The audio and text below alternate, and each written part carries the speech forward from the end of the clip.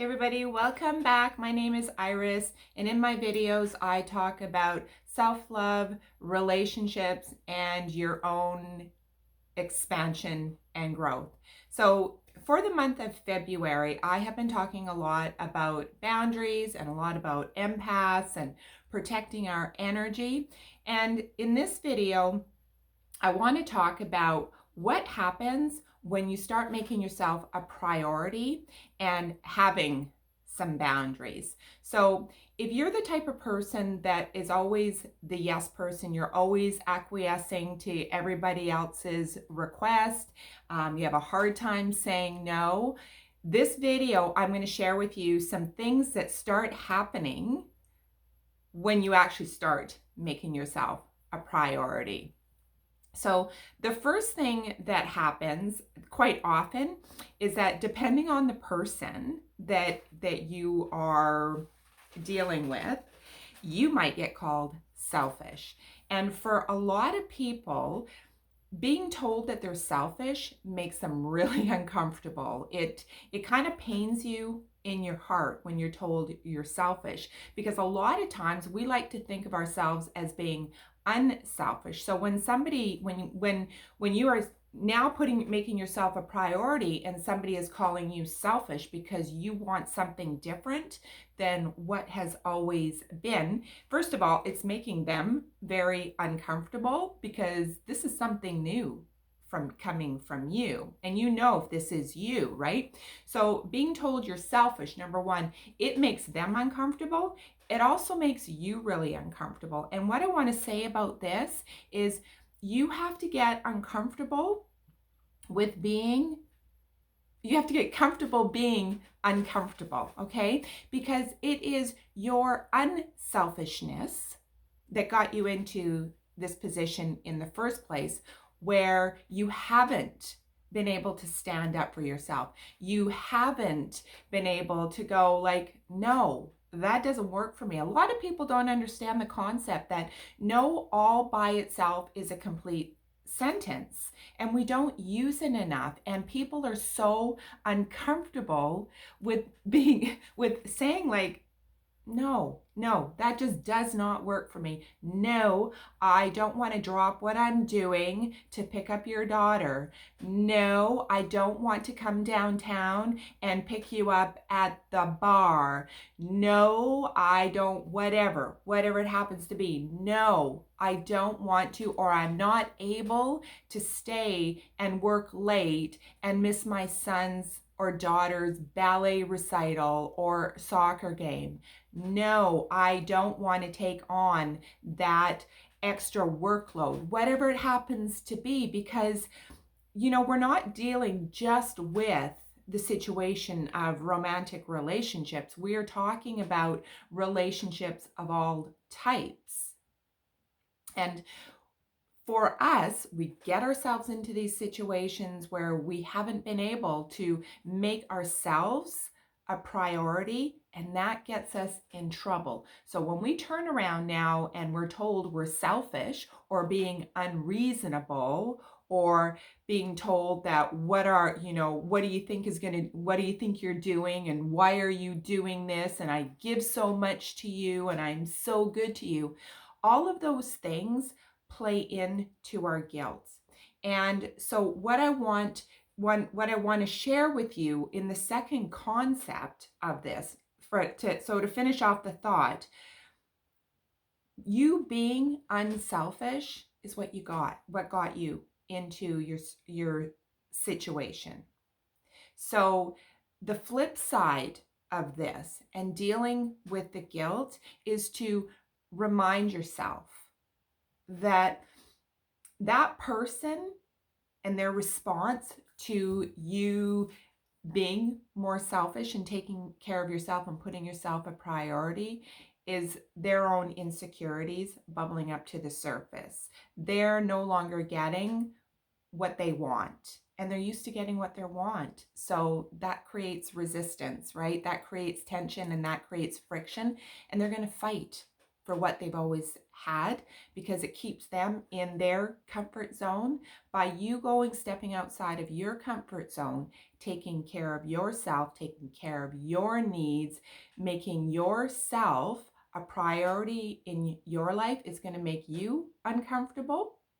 And you have to come to terms with that guilt. You have to make yourself a priority at some level, okay? It also forces the other person outside of their comfort zone. And you're not responsible for their comfort zone. That is their own growth to do. And wherever you are on this spectrum, just know that when you take care of yourself, it gives the other person permission to step up into their own life in whatever way this shows up. It gives that person the responsibility or the opportunity to step up into their life and do something different. So it could be a work situation, it could be a family situation, it could be a romantic situation. People are so afraid to be uncomfortable. But it's that uncomfortableness that actually creates growth. Okay, so remember that as you're dealing with the guilt of being told that you're selfish. Okay, that's number one. The other one is you need to become comfortable with being uncomfortable and allowing yourself to release that guilt. And that is it's really difficult, because if you are the type of person that always wants to latch on to stability, and a lot of us get in that position of being comfortable in our uncomfortableness. And like I already said, we don't like to feel uncomfortable. It's not a good feeling, but it's a necessary feeling in a lot of cases, I believe, so that you can move into more of an alignment of what is best and right for you. And we have been so conditioned to be external and making everybody else happy and making everybody else a priority and making everybody else happy, that we forget to take care of our own happiness and take care of our own needs. So when it comes to being uncomfortable in a situation and not feeling grounded and not feeling certain and not feeling secure, okay, how do I do this? Recognize that this is a new way that you're learning to be, right? So when we're pushed outside of our comfort zone, we're actually being moved into the next version of ourselves. So it's something new that we're learning. It's a new skill that we're learning, making ourselves a priority and having good boundary. So important that we learn this skill, because as you rise up and as you become more and more comfortable in having boundaries, being able to say no, tuning into yourself, tuning into your body. Does this feel good? Does this job make me feel good? You know, have I gotten everything that I wanted from this situation? Is there an opportunity for me to stay in this situation and continue growing, or is this finished now? And then I need to move on. And again, we're not just talking about romantic relationships here. And I'm not suggesting that you experience something and then once you're bored of it, you just toss it away. Like, you know, you don't toss friendships and relationships away because they get difficult, but you look for the opportunity within that situation to say, okay, what else is here for me? Is there an opportunity for us to grow together? Is there an opportunity for me to grow in this business? Is there more for me to learn here? And if not, okay, what feels good? You tune into your own body and go, what is it that I need? You listen to your own intuition. You listen to your own inner guidance system. Your body knows when something does not feel good. If you are getting a lot of headaches, if you're getting a lot of gut issues, if you are having a lot of anxiety, that is your body talking to you. It's talking to you. It's just like when I drink wine and I love wine, but it gives me that instant headache. That is my body saying, listen, this doesn't work for you. it's not good for you, right? So our bodies are always talking to us, okay? So when we become uncomfortable in a situation, that is an opportunity for you to ask yourself, okay, what else is here for me? Not to just, turn around with your tail between your legs, be afraid of being uncomfortable, and go back to what is uncomfortably comfortable and is not serving you. I hope you're getting this, because it's such an important point that we are always creating new stability for and within ourselves. And it is our uncomfortableness, it is our pain that is going to push us to our next growth and expansion. And when we do this, it always leads us to a much better place in our lives, in how we deal with our money, in our business relationships, in our work relationships, in our personal relationships, in our family relationships. Okay, so that is point number 2. Become comfortable with being uncomfortable and not knowing how to do this new boundaries thing. Okay, and realize that you are just stepping into the next version of yourself. So important. Okay, now point number 3 that I have written down is that when you start to make yourself a priority and make decisions for yourself, people are going to talk.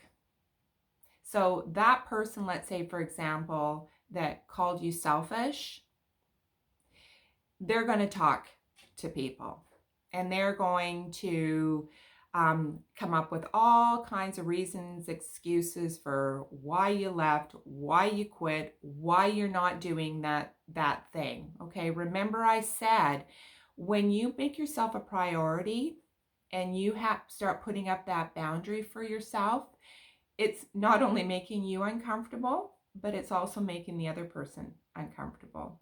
And when people do this talking about, she's just gone batshit crazy, I'm going to share a story with you about this right away. It's because you, by making yourself a priority and having a boundary in place, it's making them uncomfortable. It's causing them to look at themselves and how they are showing up in the situation, whatever that situation is, right? There's always 2 people involved in a situation, and it's an opportunity for both people to have a look at themselves.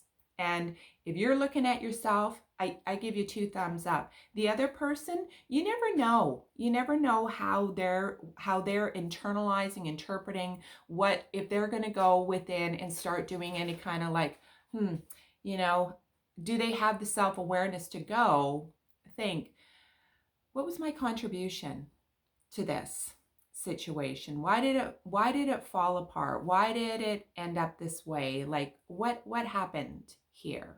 Right? Because it's not one person's doings. It takes 2 for things to kind of shift and move. So, but some people are going to talk, and you might hear, people say after you've done that thing and you've set that boundary and you either left or you said, I'm going to stay, but this isn't going to happen anymore, whatever it is, right?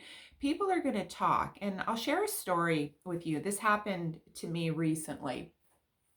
I heard third party that somebody said that I had gone batshit crazy because I left a long-term relationship because I wanted and needed more. And I wasn't getting from the relationship what I needed. And so I decided to leave. So, but I heard through the grapevine, third party, that I was being called batshit crazy. Oh, she went batshit crazy. Whether that had to do with me being middle age and hormonal or whatever, and I went off the deep end or whatever.